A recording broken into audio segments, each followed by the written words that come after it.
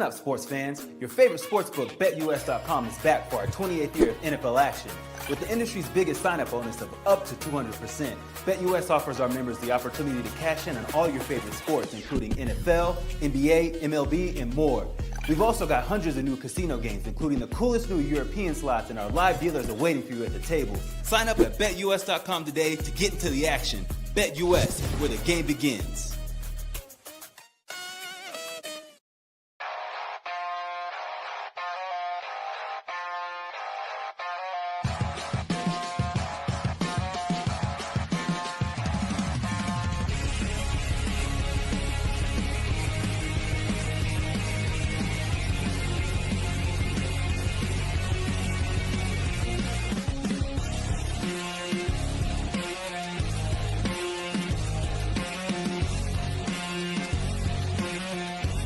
And now, broadcasting live from Las Vegas, the Snake Sports Talk Show with Jake Silva starts now.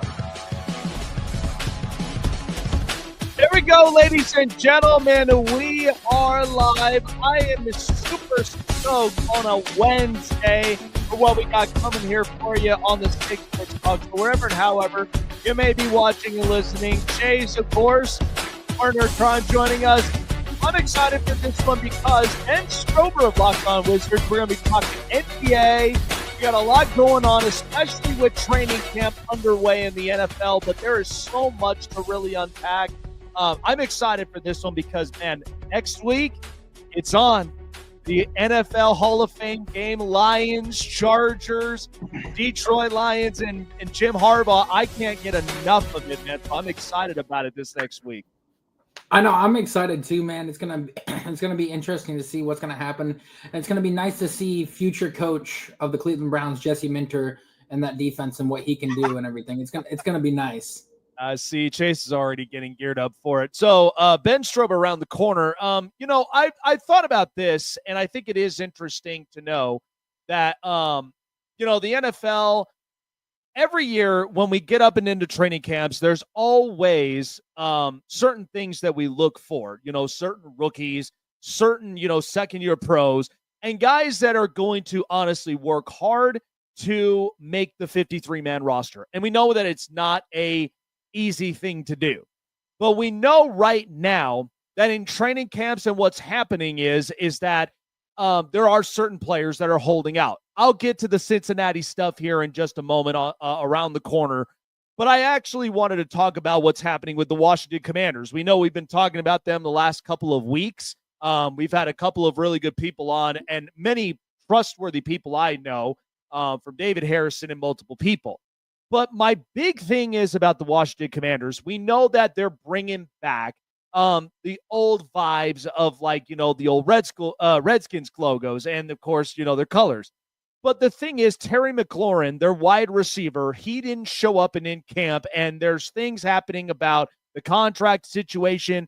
Things aren't really getting settled in. And I look at Washington, and to me, what they've capped off from last season is that they made it to the NFC East, the NFC Championship game, and Jaden Daniels is a one-of-a-kind quarterback, snap-and-go type mentality, and somebody who's faced a lot of adversity. Well, you're going to face a lot of it if you don't get this right with Terry McLaurin. And now Terry, we know, in the last few years has had several quarterbacks that he's had, but yet still is making up the numbers. 1,000 receiving yards, scoring up a bunch of touchdowns. The guy is the heart and soul of this roster, and we all know that. And it's also what helps when you get someone like Jaden Daniels in the building who's competent, he's faced adversity, and he's coachable. And this is part of the stuff that Washington was trying to turn the page on. So everybody's excited about it, but it's also harder when you have a situation like this where it feels like it's a fork in the road. And to me, I still have Washington being a competitive team, but when this kind of stuff happens, sometimes it can change the narrative of the team. And usually you look at that in the first 5 weeks of the season. So I still have hopes they will get a deal done. But Terry McLaurin, at the same time, he is very deserving of the contract that he wants. Now, we know that wide receivers all across the league, they chirp all the time. And which is why I even made that comment about, George Pickens, who gets traded from Pittsburgh to Dallas. And I feel like in Dallas, I even saw some interviews, he looks happy. And he's trying to change the narrative of what the Pittsburgh Steelers and their culture and what they're looking for right now. And I feel like they need to change. And Dallas now, with a new opportunity for George Pickens, he's probably going to have a Courtland Sutton season. But so the last thing that you want is to having a player unhappy. And Terry McLaurin, who's gone through so much adversity, gone through many quarterbacks, and has gone through a series of, just weird stuff happening around up in DC, but things seem like they're getting better. I mean, they're going to have the football team back up in DC, which is what I'm excited for, because you want that back. You don't want to tear apart what you thrived on years ago before Dan Snyder, and when he ended up owning the team, and then it just became absolute literal hell. But at the same time, you do want to reward the players who do work the hardest. And so Terry McLaurin, as I understand the chirps, but if they don't get a deal done, then the unfortunate part is that what do you do at this point, and what are you going to get for him? Now, he's going to be a player wanting a contract, and we know that, but there are some suitable teams. We've heard Denver becoming a mix. We've heard the Chargers could be an interesting one. And then there's even, San Francisco and a couple of other teams who could be looking for a wide receiver. I don't want to be pushing the button yet. I think Washington, they're in a position where they got to get a deal done, but we know that some of these things don't always smooth itself out pretty quickly. Usually it's a process. It's all about two sides got to at least, have the language in the contract right, and then it's worked great for both parties. I know Washington fans, I'm like, listen, take a deep breath. Just know, these are the kind of things that you're going to get through with players, because players, they get expensive. Sometimes they're going to want more with the work that they put in. But take a deep breath and reassure yourselves they're going to get a deal done, and hopefully they can at least have their number one wide receiver. And now that you bring in Deebo Samuel, who I think really works in the scheme fit, they'll be better than what last year even was. Or, to me, they'll be a competent team in the next 5 years. So hopefully they'll get a deal done. But with Terry McLaurin, and even for players like this, and I'll get to Cincinnati in the back half, because, I mean, you're in a better position right now than you are in Cincinnati. You got a first-round pick, and then you got an edge rusher who they're both not happy. You don't want to be in that type of situation and scenario. But Washington, they'll be in a better position than that. So speaking of Washington, our guest coming up, because, and you know what? I'm curious because I've also watched the documentary that involved Gilbert Arenas. I actually am really curious to kind of get his thoughts up on this one, but we know the NBA, been a lot of action in the offseason, lots of moves. But joining us to discuss it in the D.C. area, you hear him all the time, and talking about the Washington Wizards, Ben Strober joins us here on the...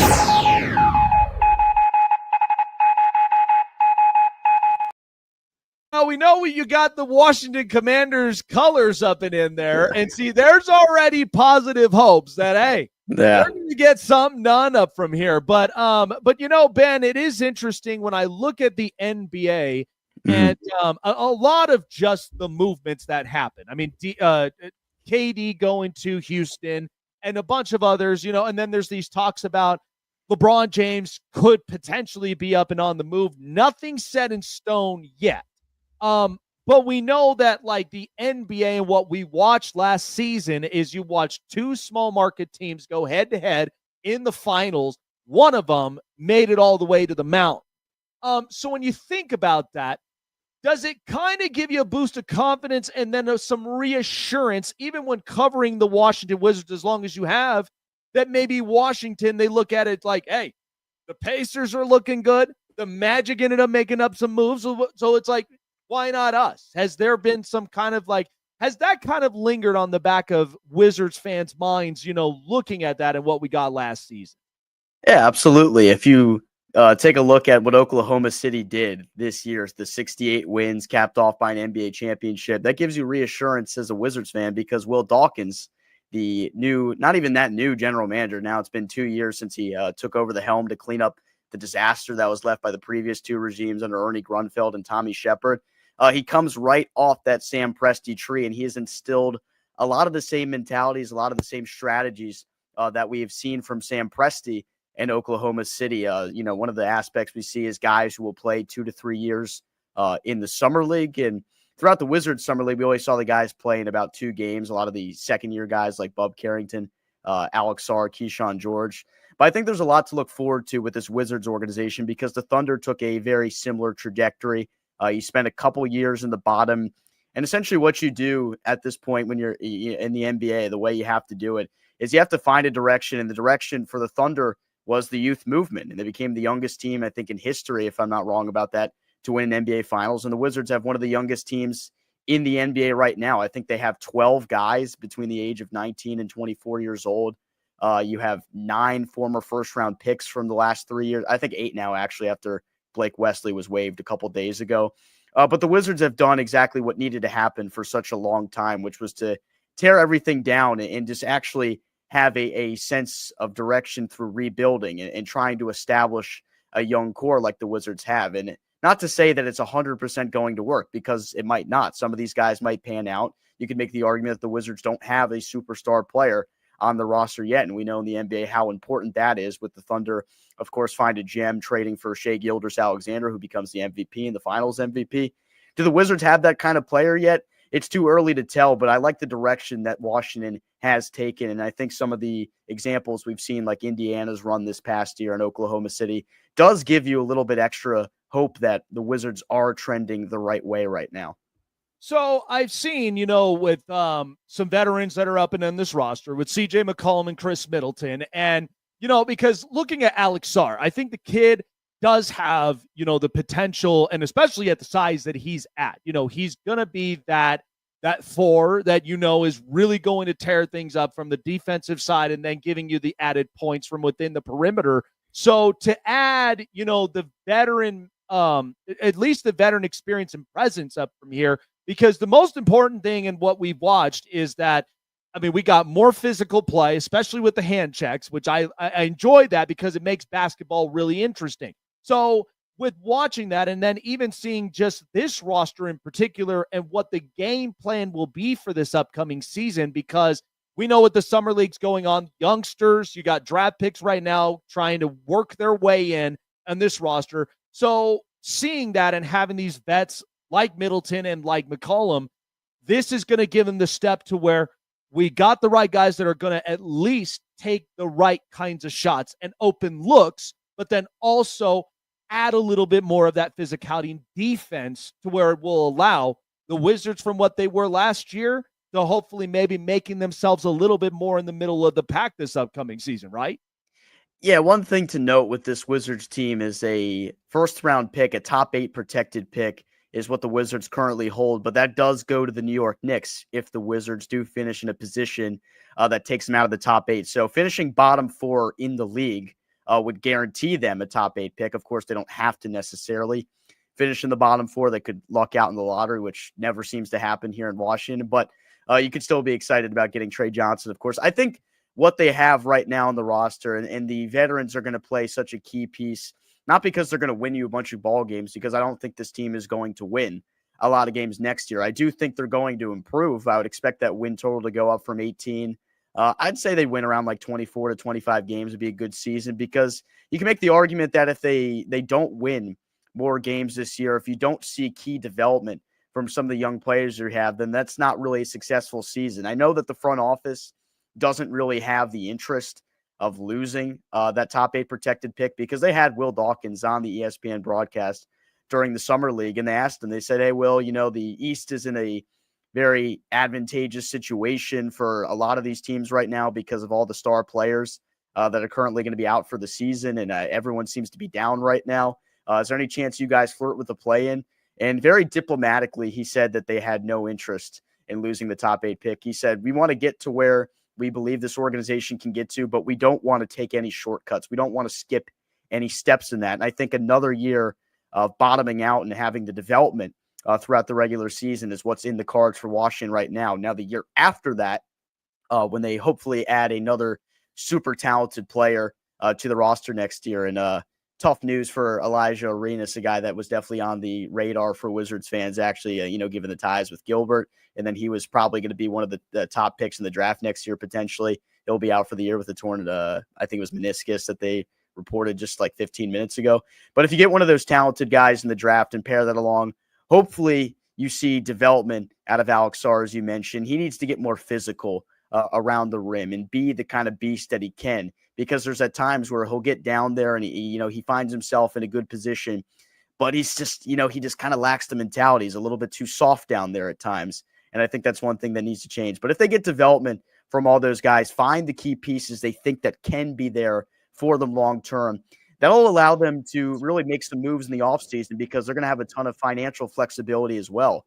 When they made the trade to deal away Saddiq Bey and Jordan Poole a month ago, that essentially was a move that took away $80 million off their books next offseason. They'll have $100 million in cap space to work with. And not to say they're going to go out there and sign a bunch of free agents, because that kind of era of the NBA is almost dead at this point. I think free agency isn't quite what it used to be. But the Wizards will once again be a hub at the deadline where they can trade for some less favorable contracts from organizations that are trying to dump them. They can acquire more assets like first-round picks or whatever picks they use. And now we can put a premium on second-round picks. We saw that Washington was able to use 2 of those second-round picks they had acquired in a couple different trades to get a super young, talented piece in Cam Whitmore, who gets to come back home and play. He's from Maryland, so that's a pretty cool story that they'll get him back, one of the more young, talented offensive pieces in the league. Don't know what his role is going to look like, but there's a lot to look forward to. And even though they're not going to win a lot of games next year, I'm looking forward to seeing the excitement from the young guys night in, night out.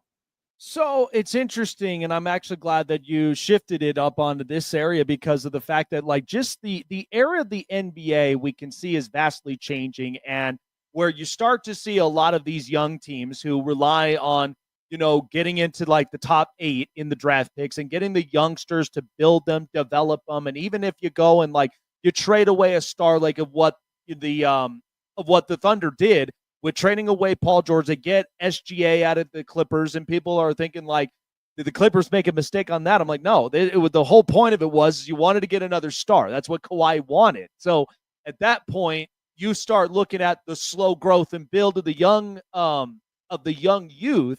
And now you're starting to see teams like that are really building and developing. Pacers got speed. The Thunder, they've extended a lot of their youngsters, and they've got their 3-4 best players up from there. So I just feel like we've shifted towards to where we obviously want veteran leadership, no doubt about it. But you also do want to have the youth to where you got the minutes, you got the defense, you got the shots and points.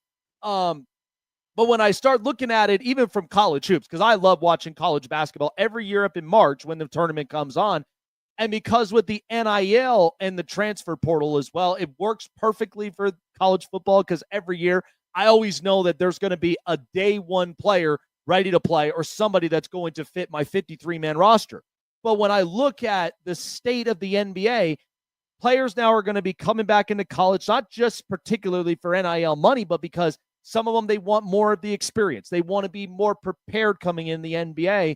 So when I think about this, I think we're going to come to a point where, I look at the NBA lottery draft and I'm like, do we even need this thing? If the talent gets better in the pool, like how we're looking at the NFL, maybe the NBA, these draft picks up at some point will hold a little more of a bigger value somewhere down up into the future. Is that kind of something that they're looking forward to in this Adam Silver type of, situation that we'll look at in the future of the NBA?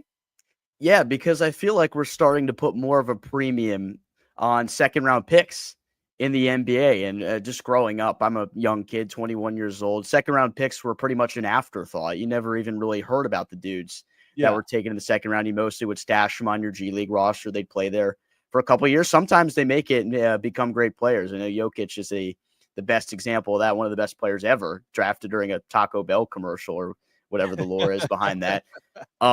But now that it's a real possibility, you grab super talented players in the second round. I think one thing the Wizards actually did in this draft that I really enjoyed was you take a flyer on a guy that's 24 years old, and Jameer Watkins, who was their second round pick out of Florida State. And a lot of guys now that come out of college, you either play 1 year and you're like an 18, 19-year-old fresh young pup, you go right to the NBA to try to develop because you have a lot of potential there, or you stay in college because it's genuinely really hard to get significant minutes at a legit program now as an 18 or 19-year-old because because of NIL and because of the way things shape up with the transfer portal. You saw the Auburn starting lineup this year in March Madness, team in the final. Everyone was 23 or 24 years old. So I just don't know how you're supposed to even compete with that as an 18-year-old fresh out of high school. Now that you have guys that are 23, 24 trying to make it in the league, and there's kind of the age discrimination factor to it, but these are dudes that seriously can play. So there is significant value to taking these guys in the second round, because you could make the argument they're already a little more polished than some of the guys that might go in the first round just based on potential. They might not have as high of a ceiling as the guys that would go in the first round, but if you're a team that's in a kind of win now position, you already have some key pieces there, but you're looking for someone that will give you some 3-point shooting off the bench right away, like an absolute assassin from deep. You could take one of those guys in the second round, slot them into the role you want them, and they could be perfectly serviceable right there in the NBA. So I think that's kind of the way it shifted due to the changing era of college basketball. And I'm glad the Wizards made a decision to take a flyer on a guy that was pretty experienced and polished as a defender, just not as much offensively. That'll be a work in progress for Jameer Watkins, but really good stuff from him in the summer league defensively, led the entire circuit there in steals per game with 4. So I want to ask you this, and I'm curious of it. Now, we know that obviously very knowledgeable in the basketball world. And so, you guys have the Washington Mystics up and out there for the WNBA. And, I look at this as a growing sport the same way that I look at with the NHL. I think, the Four Nations tournament was fantastic. The fact that they drew the amount of ratings that they did, and people loved that. When you get players passionate, playing for their countries, it's a totally different feel. And they land a new TV deal with Canada, and then there's a possibility of new expansion teams down the horizon. So the WNBA, they're at this growing point, but I feel like that there's a part of it that it's like people want to have the credit for themselves in some ways because of like the whole Caitlin Clark effect. To me personally, I just look at it this way, and watching basketball as we have. I mean, we felt this way about the nostalgia with Michael Jordan because Michael was so iconic.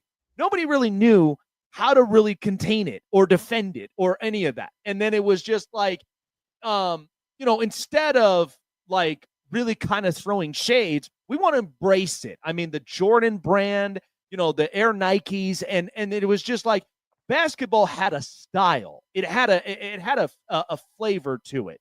For the WNBA with the Caitlin Clark thing, to me, she's remarkable. She's a great player. And I feel like it's really going to change the whole platform of the WNBA for the next few years. But my takeaway of it is we know that there's going to be new money. We know the CBA is going to obviously change and grow pretty vastly. And these women do deserve the contracts that they get.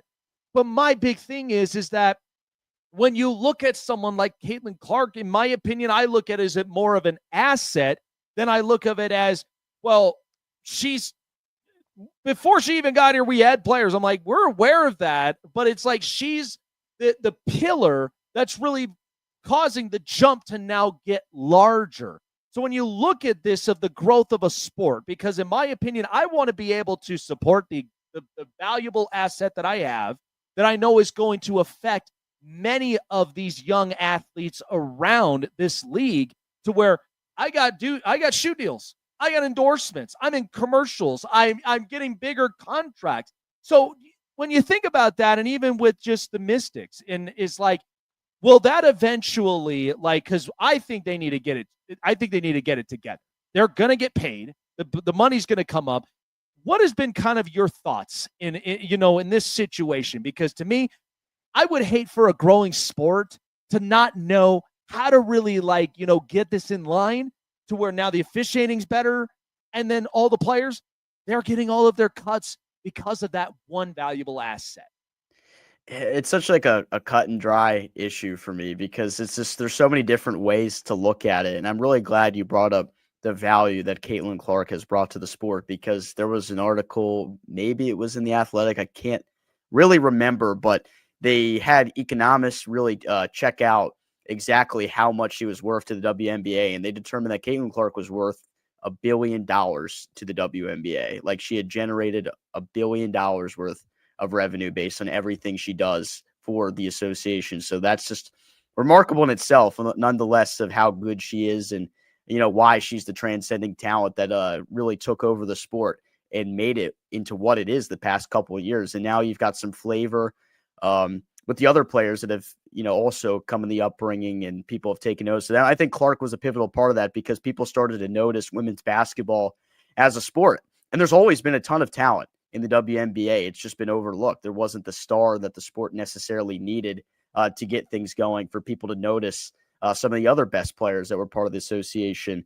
As for what happens with the CBA, I don't really have like a clear answer of what I think really is the solution there, but I've been keeping up with the Mystics this year for sure. Obviously, the ownership group here for the Washington Wizards is also the ownership group that's in charge of the Mystics. So it's been great to see the way they've kind of gone through a similar looking rebuild to the Wizard. And, I've been to some of the games. They've drawn some really good crowds out there. People have definitely taken interest in the team and the town. And I've been excited with what they've been able to do. They're definitely ahead of schedule right now. I believe they're in a position where they'd actually make the postseason. So I think that'd be really great for the city, great for the sport, because I think Washington, D.C. is a place where women's basketball really can thrive due to the demographics that we have in the nation's capital here. And I think the proof is in the pudding right now with people being interested in the team. So hopefully the WNBA, as over the years go on, can kind of get everything figured out so everything can remain smooth and the league can continue to grow the way it has. Because for a long time, I think first 30 or so years of the NBA or whatever it was, the league struggled until it got, the star players that it needed eventually down the road, and the NBA skyrocketed into the empire it is now. And you just hope that you could see a similar trajectory with the WNBA here over the next couple of years. I mean, the expansion is great. I know someone personally that's a Mystics fan because he went to school with me at the University of Maryland, but he's from Philadelphia, and Philadelphia is going to get a team in 2030. So he'll jump ship and become a fan of them in 2030. But I think that's great that they're going to have expansion and people are already taking notice and interest in that. And it's interesting because it's like we have the Sixers for as long as we have. And I'm just like, I'm surprised we never even had a WNBA team in Philadelphia, because I'm like, that's going to add a little bit more into the culture and such. And so, it's been drawing up a crowd. In fact, me being a Vegas born and now living up in Colorado, I mean, I've been to an Aces game when they played the Liberty, and it was stacked of a house because of two competitive teams, and the women were just absolutely just on fire on the court, offensively, defensively. So hopefully in a growing sport, they'll really get things together. One last thing before we let you go and shift on. So I've had such an enjoyment with documentaries that I've watched up on Netflix, and more particularly on Untold. I mean, they've had fantastic, documentaries. But I watched and I was evaluating on, and I remember this as a kid when this ended up happening, but the Gilbert Arenas story. I remember when it hit the news, and to me, I loved watching Gilbert Arenas playing up and on the court with Washington, because it was just that the Wizards needed something, and like, I even remember having an old school, and you'll love this, I had a old school Washington Bullets Chris Webber jersey. And and so like they needed something that was really going to help out where, I mean, you already had the Capitals where with Alex Ovechkin, they were going to be fine for years. And then obviously, from Redskins to Commanders, they've had a culture, and we know that they've been kind of up and down, but now it seems like they've gotten things under control. Mm-hmm. So at that timeline, Gilbert Arenas was a rising star. Unfortunately, things didn't work out with the Lakers, and then comes to Washington and is like, it's a breath of fresh air for Wizard fans. Like, we could finally be on the map. We're finally getting competitive. And I loved what they were doing up from there. But then watching all through the documentary, Ben, it was just really interesting. And it taps me back into when that first happened. And I'm just like, my thing is, obviously, if you had with the coaching up and involved in getting players straightened out, it would have been a completely different situation where we would have never had to gone through this type of scenario. So when you look at that documentary and just how you evaluated that in your best of terms, like how this situation could have been handled and how it really changed a bit of that trajectory of the Wizards organization when that happened. So this is like a story, obviously, that I remember from when I was really, really young, because I don't even remember in relation what exact year it was. And I haven't even had the chance to watch the full documentary. I've just kind of seen the bits and pieces of it But I know that the organization for so long, really until the last couple of years when the new front office came in led under Michael Winger, Will Dawkins, Travis Schlenk, and all those guys came in. The organization was a complete mess. There was a lot of dysfunction. I think there was too much of an input from ownership for so many years, and it led to so many bad decisions being made and the organization mishandling a ton of things over the past couple of years, with that really being a testament of the way the organization was at one point. And, just like thinking back on Gilbert Arenas and what his impact was, like you said, it was a breath of fresh air for people in DC, because this is a basketball town really at heart, and football is the name of the game. Everybody talks football 24/7 in the DC area. It runs everything. It always has, and it always will. But when basketball is buzzing in the nation's capital, like, you will feel that. You will feel that maybe even more so than the Capitals last 20 years, which is really hard to do because the Capitals have been the pinnacle of success throughout every single year. I mean, they consistently have found themselves in the playoffs, have a transcending talent who became the all-time leading goal scorer. But in the NBA, just you think back to some of those years when you had the big three and Butler, Jameson, and Arenas, and then years later after that, the core that they built around John Wall and Bradley Beal. The Wizards were a really fun and lively organization around the city. There was a lot of buzz about them. And unfortunately, as things kind of came crashing down, at first it was with the whole Arenas thing, and then the organization kind of had to reset from there. Got lucky. They win the lottery, get John Wall, which gave them the spark they needed to get back to where they wanted to be 4 or 5 years after that. But after Wall got hurt, and then they gave Beal the worst contract in history, you kind of see how dull things could get. I mean, we had MVP chants for Bronny James in Capital One Arena last year to show really how low things had gotten. You hope you're going to get to a better place, but it shows you what star players can do for an organization the way Gilbert Arenas did. And I know this is not really the exact answer to exactly what you were talking about, how they handled that situation, but everything was just a nightmare, top to bottom within the Wizards organization at that point. And I think that's been pretty clear to most people that have followed the NBA for years and years. But it's just a sad story overall because of, what he was able to do for Wizard fandom at the time and how quickly it crashed down after that. And then the injuries, of course, made his contract one of the worst in NBA history at the time. Yeah, it's interesting. And I always kind of ask myself of like, what could have been, if something that if that situation never happened, I mean, how this roster and how the team itself, could we have eventually seen this team, make a finals run, and so it often, sometimes when things like that really kind of hit, it's like now you're kind of stuck with what now. And then with the John Wall situation, I remember that big hype, coming out of Kentucky and how they played. And so, yeah, it's like usually it's always about how you recover even after a situation like that. And so, and, like we said, we're always hoping that teams often get better every single year. And then even with youth movement, with a team that, kind of fell short, but they're willing to rebound back. And so, yeah, there's always room for improvement, and I'm excited for what, the upcoming season will look like for him. But Ben, appreciate you for coming on by, man. Thank you so much for sharing your insights. And for our audiences here, tapping in and locking in, where people can find out all of your content on the Washington Wizards all season long. Yeah, you can check us out on Locked On Wizards on YouTube or wherever you get your podcasts. And then you can follow me on Twitter as well at Ben Schrober Media. And then our show page on Twitter is just Locked On Wizards. Jake, appreciate you having me on. Great work you're doing over here, and let's do it again sometime. Absolutely, man. Always down to do so. Take care of yourself, man. Enjoy the rest of the week. We'll see you soon. Thanks. Have a good one. You too. Yeah. Well, I will tell you, it's really interesting because, I mean, when I watched that documentary on shooting guards, it was intense. I remember it like it was yesterday. And when the news itself broke out, I was just like, why? I mean, you built such a great culture, and especially in a city like DC. I mean, we have the Nationals winning the World Series in 2019. The Capitals win the Stanley Cup in 2018. And then you're hoping that even after the dominances of the 80s and the 70s for Washington, for the Redskins, you're hoping, when are the Wizards going to get there? And I was just like, man, I find And the myself, fact that the Commanders were just one game away from making it back I to the know, big it's stage like, again, like could you imagine how just absolutely packed and insane the entire DC area would be?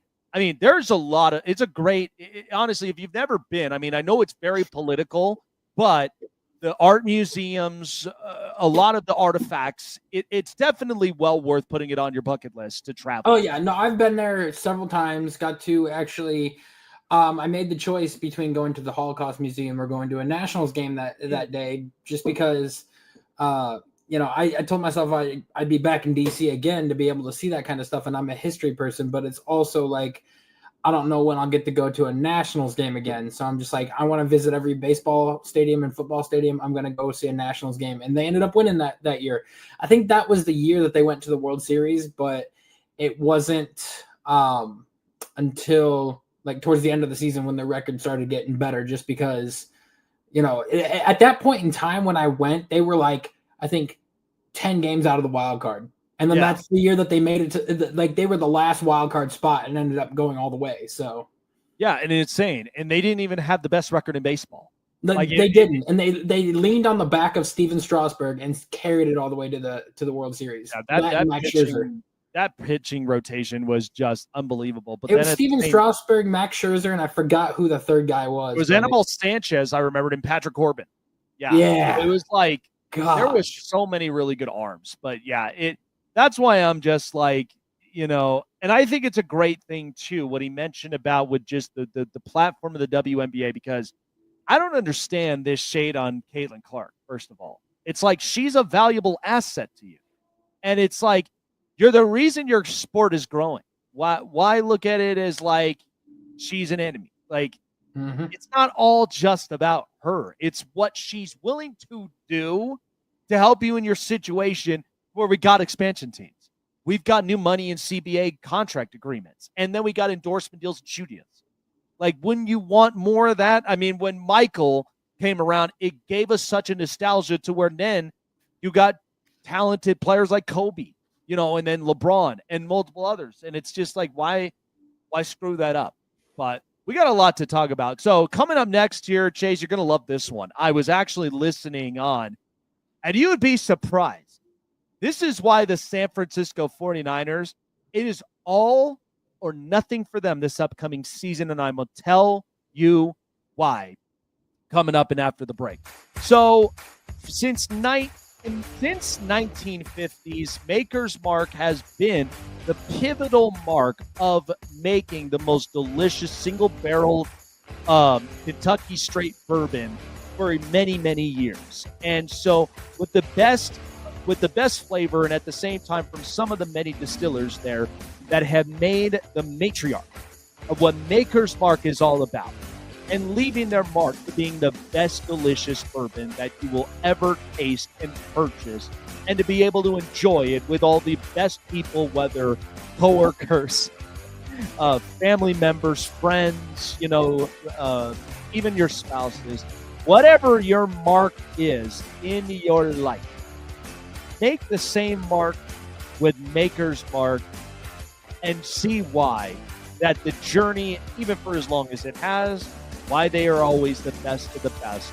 When you pour a glass, I like to enjoy it either mixed or even up and on the rock. That's my opinion there.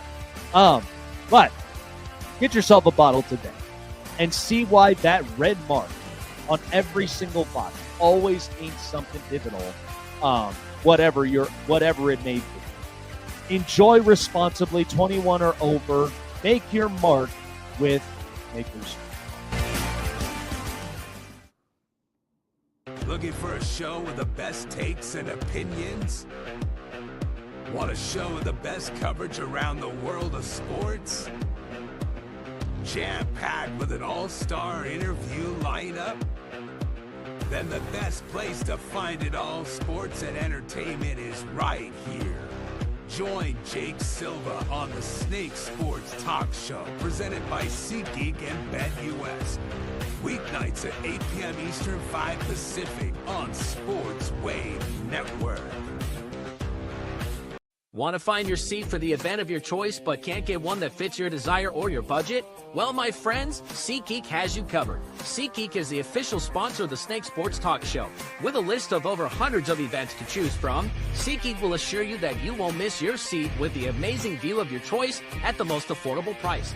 Whether it's looking for your best seat in the house of your favorite sports team, finding live concerts that get you closer to your favorite artist, or enjoying your spot at your favorite live shows, comedies, and more, SeatGeek has it all just for you. Go online to SeatGeek.com or download the app on your mobile device through Google Play and the App Store. And as a special offer before checkout, use promo code SNAKESPORTS and save yourself $20 off of your purchase of your first ticket, and experience why SeatGeek is the most trusted ticketing app for your next event. Remember, that's SeatGeek.com and download the app on your phone with promo code SNAKESPORTS for $20 off and find your seat with SeatGeek.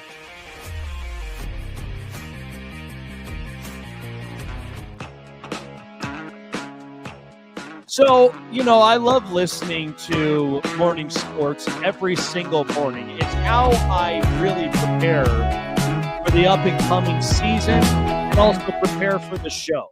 So, I know I talked about this before because I was skeptical of this team, but the San Francisco 49ers is up-and-coming season. Many people are excited for because Brock Purdy gets a new contract. They're hopeful about Brandon Ayuk's return and all the rest of it. But to me, when I talked about the San Francisco 49ers, and Chase is my witness up and in this, I don't trust with the way that the season may potentially look for them. Now, the schedule may show you one way, but to me, I see another. And this is why this year is really important for the Niners to potentially make the playoffs and to end up maybe even making it further. But that's all going to be reliant on what Kyle Shanahan and company really do to rebound. We know that there was important injuries. We know Brock Purdy did not look like his best. In fact, if you look at it in some of the season stat lines, he literally had almost nearly a season like Jimmy Garoppolo, I believe, in 21. I had a very good colleague who broke it down, and it will alarm you so much about, wow, they almost look nearly identical. But I'm not trying to bash Brock Purdy. I think he's a great kid. I think he's got a lot of really good high hopes and will do good things for this organization. But all of this is more pertaining to Kyle Shanahan, because how many times are you going to be in this position with San Francisco and yet not win a title?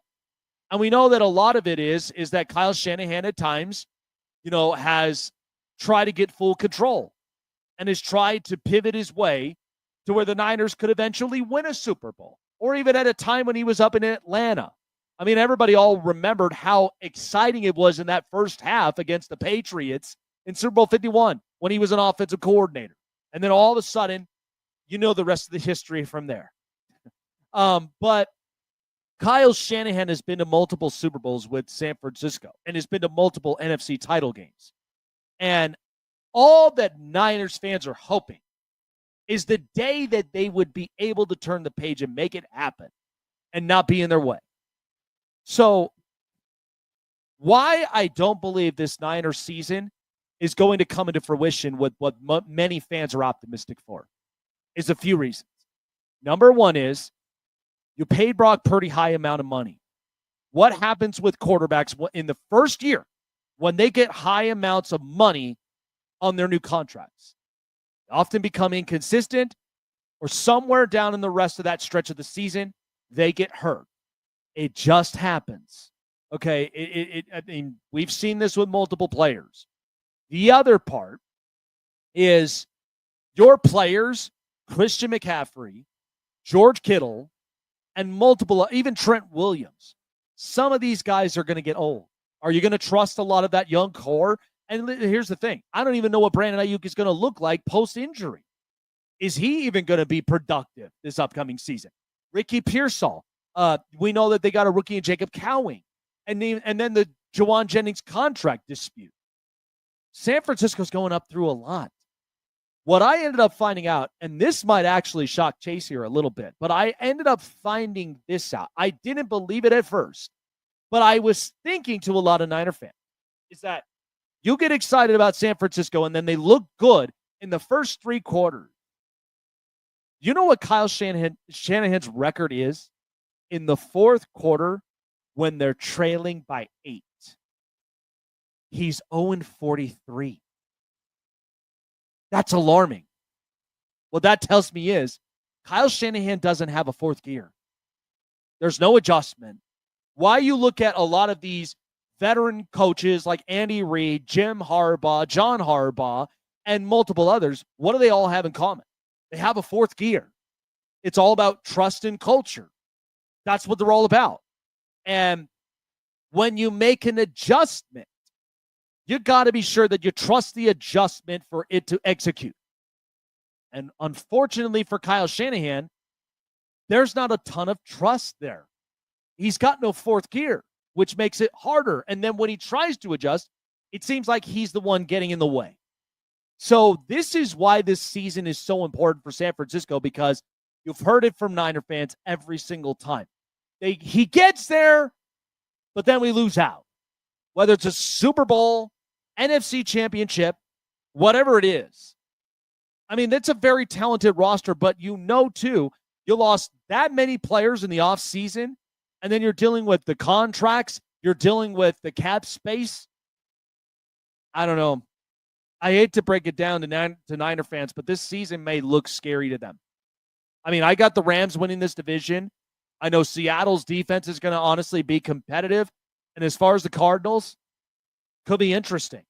But I'm telling you, I am just worried that many Niner fans are going to have such high hopes, and all those expectations are going to be thrown down the toilet if you do not have Kyle Shanahan pivoting to a 4th gear, or even has a 4th gear somewhere in the middle of it. So really interesting stuff, but that's what validated so much about what my opinion and my thought is going into the season for what San Francisco would look like. But all the best. People all think it's an easy schedule, and for them to get 10 wins, it looks like that. But yeah, I don't know.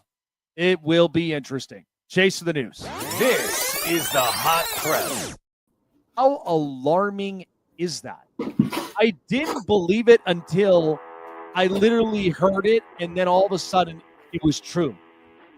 8 points and trailing in the 4th quarter, and you're 0-43. Since being a coach in this organization.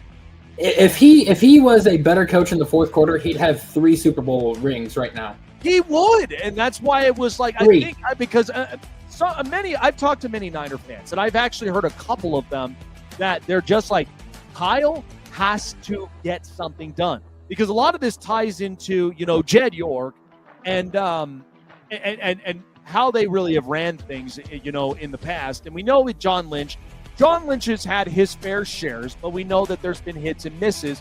But this is where it's just like, when do you really pinpoint this thing and say, Shanahan doesn't have a 4th gear? And that's the hardest part. Any fan, of any coach, would honestly feel disappointed in. Because I think he's a very bright mind. And I even look at that with Mike McDaniel, but it's like, if you ain't got a 4th gear, or you ain't even got some sort of backbone even in that locker room, because Miami, I don't know, I don't trust Miami worth anything right now because of just the way things have been handled. Left tackle I don't trust, and I just feel like with the moves they made, it's asking for both him and Chris Grier to get fired. I mean, I just see it. There's a lot of coaches and or GMs that are going to get fired this next offseason. I can right now I can safely predict 7. Yeah, every year. Safely predict 7. Yeah. I think that Shane Steichen and Chris Ballard are going to get fired with the Colts. I think that Andrew Berry and Kevin Stefanski will get fired for Cleveland if things don't work out with them this year. I could definitely see Mike McDaniels and Grier get fired for Miami. Those are 3 right off the bat that I could safely sit here and say, yeah, that's going to happen. I could see Jonathan Gannon for Arizona if he doesn't get things going in the playoffs and everything. So, I think a lot of that, honestly, when it comes to Jonathan Gannon in Arizona, I think a lot of that does kind of tail into Kyler Murray, his play.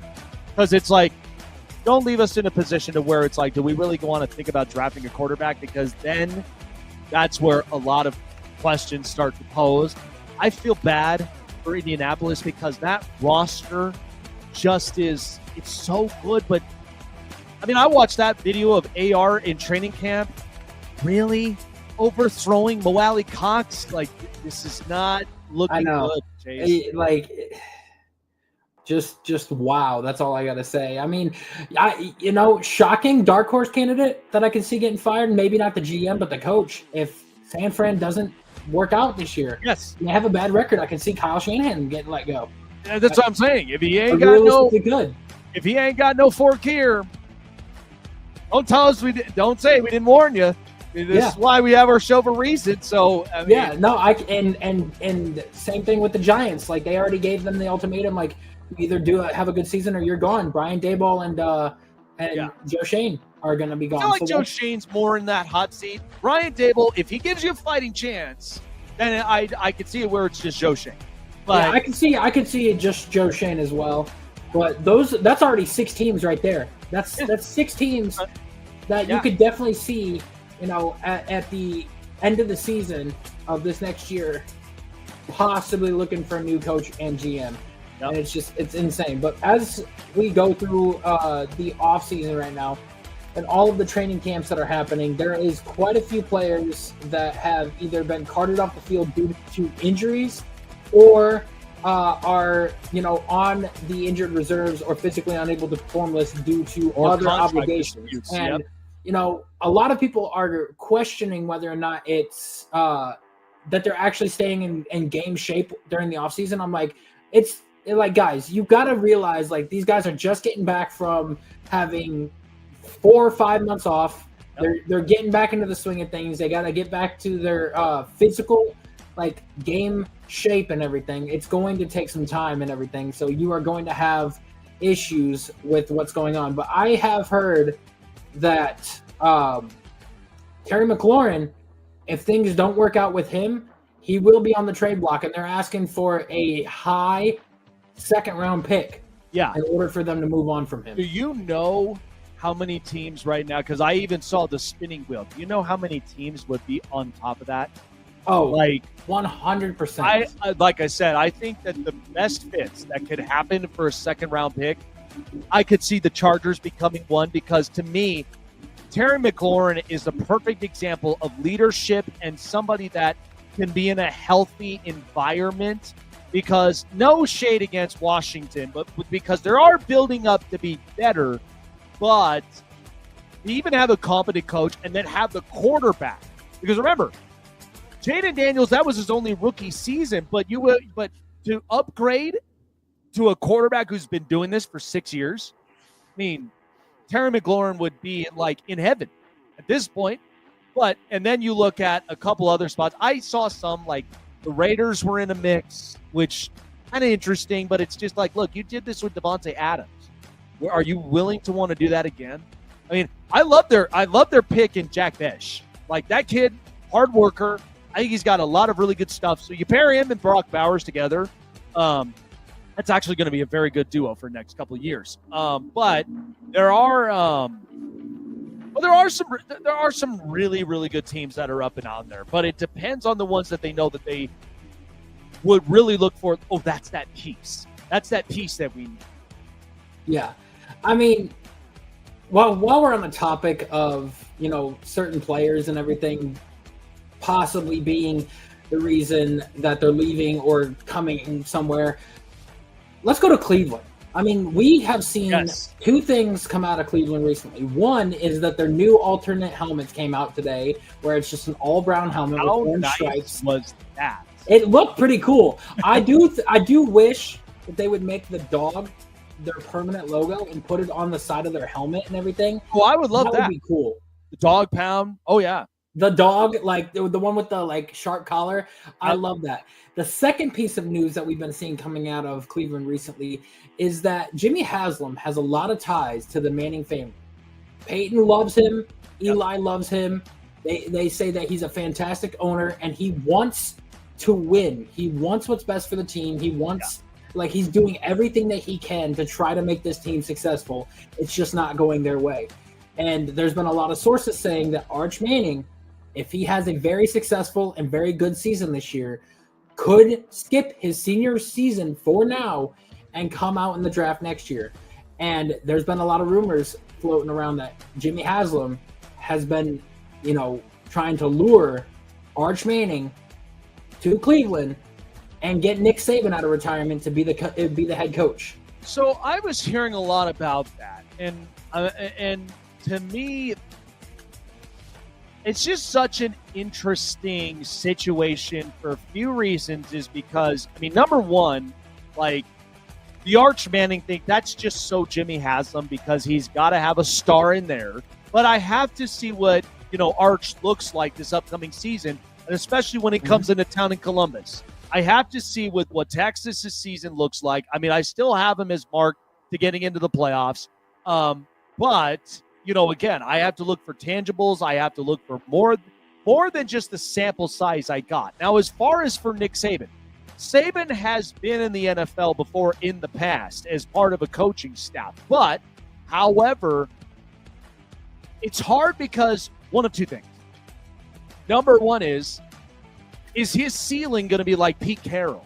What I mean is that because Carroll had 2 chances until the third one when he got to Seattle was the best. Yeah. Or does Nick Saban become Urban Meyer, where he ended up, so that's a hard gamble. Saban did learn under Bill Belichick when he was in Cleveland the first time around. Did. He went to college football to get more seasoned, and I think that when he was with Miami, he didn't have a lot to work with. If you give Nick Saban a star quarterback like Arch Manning, if he turns out to be the guy, yeah, and then you pair him up with a very good recruiter defense that could be a dominant force, you could be looking at the next big thing for Nick Saban. I think it's just it's such a challenge because I also know, like, again, Nick Saban comes to the NFL. You already know how the pressers are going to be like. They're going to lose their minds. But my big thing is like, and I think it's also kind of hard because I love Kevin Stefanski. I really do. But it's, if this was to be the potentiality, my thing with Nick Saban is he will never take no for an answer. We know he's more hardballed. I consider him more of a foxhole guy because it's like he gets the best out of his players. You watch all those games in Alabama, and you know how many times people have actually been commenting a lot about Alabama players is that when they come into the league, right, you are either going to get the actual hits that they've looked to have been in college, or Saban has used up so much of the juice that now these guys, they don't even have great careers. Like Trent Richardson, for example, what he looked like and the promise that he had in the tank, sometimes that does happen. O.J. Howard, the tight end. But then you get a lot of those offensive linemen, D linemen, corners, and then the wide receivers. So it's like, it isn't, I think it will be interesting, but to me, my whole upbringing is I hope that this is a Pete Carroll type of upbringing more than anything else. You're going to get, you look at with the successes of what Jim Harbaugh has been able to do in both levels. As an offensive coach, we know this to be true because offensive coaches, they're very innovative, and usually it depends on what your identity and how innovative you are. But because with Jim, no matter how quirky he may be, it works. He's all about the culture. And by the way, I think it lined up perfectly for the Chargers, and not to mention, too, with what had just happened, because they're up in training camp in San Diego. So they are hinting at trying to get all of the San Diegans out there to get them back. Because ultimately, you know how you felt a lot of the resentment from the ownership, but because Jim Harbaugh is just a breath of fresh air with his quirkiness and his loving personality and passion, that's the stuff that you want to get bought into. By the way, he didn't wear his Charger cap. You know what he wore? He wore his University of San Diego cap because that was his first coaching gig that he got was at the University of San Diego. It's insane. Yeah, and if this actually turns out to be, a blessing or it could be a curse for them too. Yeah. But I think that if you get Arch Manning and you are able to get Nick Saban, and Nick Saban, you know, I think his time with the Dolphins, a lot of people don't realize, like they never really took a look at the roster and they're like, who did he really have as QB? Who did he really have on this team? Like you're pairing him with guys that he's known for, like Jerry Jeudy and everything, who's been an Alabama guy. You're pairing him with guys that he's very familiar with, like a Myles Garrett, a Mason Graham. You know, you're pairing him with a guy he's also familiar with in the Mannings with Arch and everything. So you'll have the pieces that you need for this team and pieces that you could put together. And I could see him luring Bill Belichick away from North Carolina to be the DC for him for Cleveland. But, you know, it's going to be interesting. I think that if they're going to go to the route of a defensive-minded coach, I want a younger guy. I want a guy like Jesse Minter and everything, because I think that, you know, we've gone offense for the past 4 head coaches. We need a defensive guy in here that can come in, turn things around, and sit here and, you know, take a whole different perspective on how, you know, it is to be an NFL head coach. But moving on to the next bit of news that we have, we're going to stick with the football side of things because we are in that, you know, time frame to where things are going to start. Let's go to college football. Right now at Ohio State, Ryan Day has been leaning more towards Lincoln Kienholz than what he has with Julian Sayin. And it's mostly because Lincoln Kienholz has been on this roster for almost 3 years now, and he knows the guys, knows how to play ball and everything, and they just don't think Julian's ready. But he still has over a month to decide whether or not he wants to start Julian or start Lincoln. Yeah, that's going to be difficult. And like we said, I mean, ultimately, you know, Ohio State, they've lost amount of players due to the draft, and we know that they're still keeping and retaining some of their important pieces. So it is that is an interesting one. But I do think Ohio State, they'll still be up and in good shape. But I mean, interestingly enough, I think the quarterback situation, we knew that this was going to be questionable for them. It's the same thing that I even look at with Alabama with like the Ty Simpson look, and he looks good. So there's that certain upbringing, and I think that is what's going to be difficult. But, I mean, Ryan Day, he'll figure this out. But I'll tell you what, though, I mean, I do feel like there's going to be another Big Ten champion that is going to hoist the national championship. And it may not be Ohio State, in my opinion. I have some high hopes on Penn State. I just think the backfield is legit. They actually retained a bunch of their really good players, including with Drew Aller. So I could see that where Penn State and James Franklin, they're gonna be pretty legit this year. The problem Penn State had, and they had this last year too, is who did they really have as the offensive weapons? They had Tyler Warren, and that was it.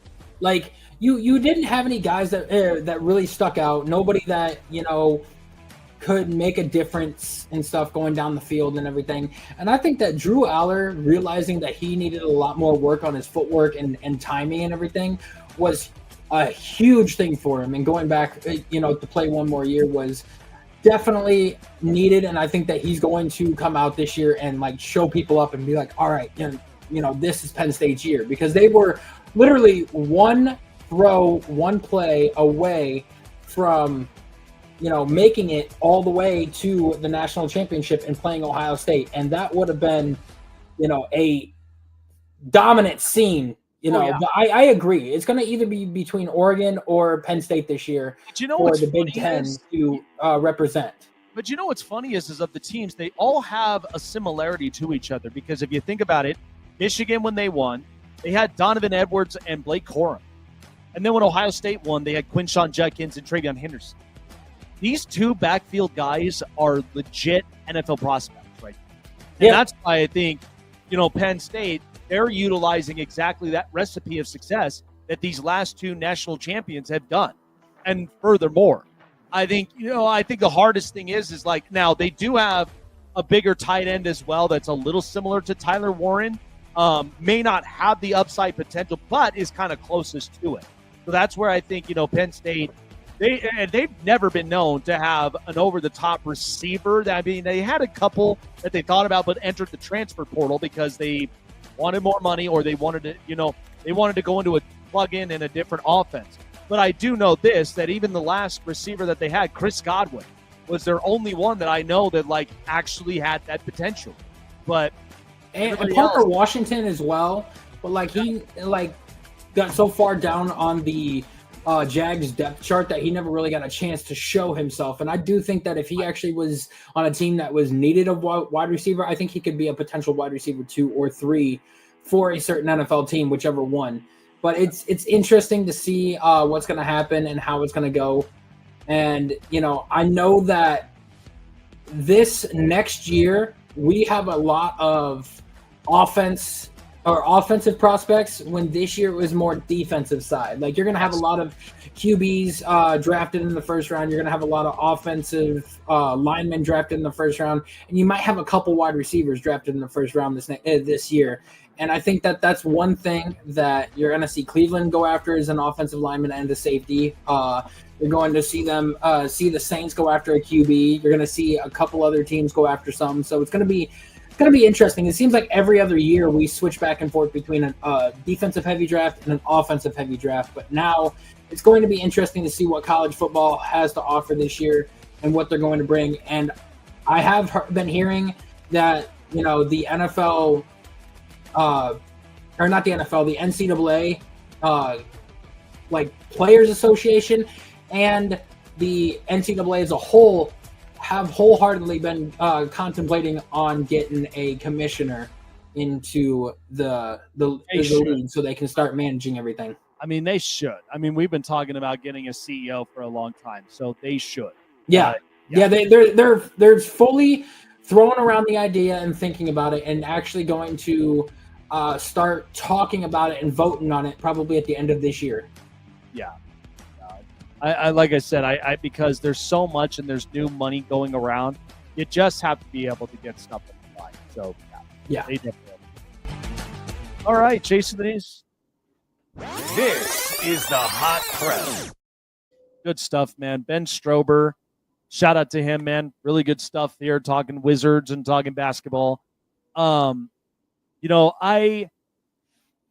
I just am looking at this situation in just a couple minutes here before we wrap up, but I just look at this situation with Cincinnati, Chase, and I am like, Mike Brown, by far, should be taking every single shot that's coming at him because Shamar Stewart and the Trey Hendrickson thing is just embarrassing for the entire organization because I was actually watching quarterback last night, and I was watching the Joe Burrow, Jared Goff, and Kirk Cousins the second season. And Joe Burrow is constantly getting his ass kicked. And my thing is this. Yep. Is that you're talented up in offense. But defensively, the thing is that you're trying to get better up front, and you're also trying to get better at your secondary. And all of those that contribute to a team going to the playoffs and winning playoff games. And Joe Burrow can do that, but he can't do it when he's constantly pulled back by a team that won't pay. And we know that they're getting T. Higgins and Jamar Chase, great, but it's not going to solve your problem up and on defense. You got Trey Hendrickson who's unhappy, but here's the thing. What most people, and we've actually heard about this before too, is that Trey Hendrickson is a very good just as a good edge because he can give you 17.5 sacks. He's been shown to do that, but we know he's been atrocious against the run. That's what's been the hard part. And that's why you drafted Shamar Stewart, because you wanted somebody that can obviously stuff the run and somebody that can give you sacks as well. So to not have either of them happy, my big thing is this. If you know you're not going to pay Trey Hendrickson, then you're better off to trade him for picks. But then at the same time, don't make your first-round pick unhappy, okay? The thing about this is, and what I did not like was, I don't know if you saw the interview on Mike Brown, but when he pointed out a comment that didn't sit well with me because that's not the way that you really want to approach it, especially when you're talking about like if he committed a crime or like all the rest of it. First of all, why should that be the first thing on your mind? It's like, is that what Shamar Stewart's doing? I'm pretty sure that he's out working out. And all it is it's the language of the contract. That's all that it is. Because Cincinnati, and you can already see it up in full swing, they do not like to pay. They're cheap. And it's hard. That's why, did you see recently that the Tampa Bay Rays ended up getting bought for the amount that they did? Did they actually? They did. Yeah. I knew that they were going to. The new ownership now. And then the year before that's prior, amazing. What was the price? I think it was like $1.7 billion. Literally, I was seeing the idea thrown around. That's why they were not going to get a new stadium for Tropicana Field, because the owner knew that there was things going on that he did not want to throw out the money to do that. Well, I know, and I've heard from fans in Tampa Bay that usually the drives there are usually kind of they're kind of a little bit of a hectic drive. So that's why they wanted to put it in a different location up and in there so that it was easier for at least for parking reasons, traffic reasons, and all the rest of it. So, but the thing about it is that if you know you can't even pay up into these players, then sell the team. We've said this all the time. Is it because a lot of them they go into their pockets and then they're expecting to like really pay out the amount that they do, but you have shareholders for a reason. Yep. I don't understand. So it's just that in this type of situation up from here, again, I understand what he's trying to come across with that, with skepticism, but that's not the way you want to go about it. It's really not. And it's just, I just think right now it's just embarrassing for Cincinnati. And the thing about it is that Washington, at least Washington, we know that they're going through a situation, but it's not like Cincinnati. And you bring Shamar Stewart to replace Trey Hendrickson at the end of the day. But now you got both of them not happy.